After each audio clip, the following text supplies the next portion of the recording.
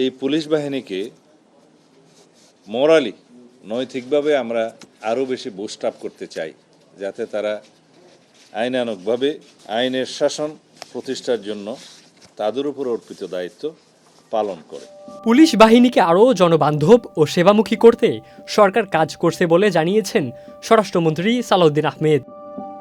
সচিবালয়ে আয়োজিত এক অনুষ্ঠানে সাম্প্রতিক 3টি আলোচিত ঘটনায় কৃতিত্বপূর্ণ ভূমিকায় স্বীকৃতিস্বরূপ 15 জন পুলিশ সদস্যকে সনদ ও আর্থিক পুরস্কার প্রদান করেন তিনি।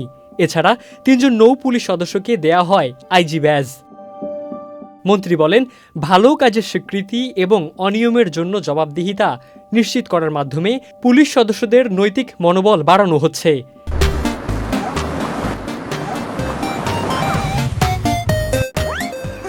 তিনি আরও বলেন, গত বছরের তুলনায় দেশে অপরাধের হার কমেছে এবং পুলিশ বাহিনীর প্রতি জনগণের আস্থাও বেড়েছে।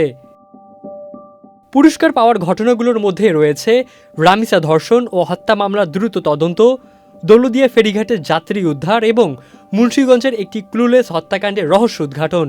রামিসা ধর্ষণ ও হত্যাকাণ্ডের ঘটনায় 9 জন, মুন্সিগঞ্জের একজন অজ্ঞাতনামা কিশোরীর লাশ নদী থেকে উদ্ধার করা হয়েছিল। অনুষ্ঠানে স্বরাষ্ট্র মন্ত্রণালয়ের সচিব ডক্টর জিয়াউদ্দিন আহমেদ, পুলিশ মহাপরিদর্শক মোহাম্মদ আলী হোসেন ফকির, ডিএমপি কমিশনার মুসলে উদ্দিন আহমেদ সহ মন্ত্রণালয় ও পুলিশ সদর দপ্তরের ঊর্ধ্বতন কর্মকর্তারা উপস্থিত ছিলেন। ইবনে সাইদ অঙ্কুর, চ্যানেল আই।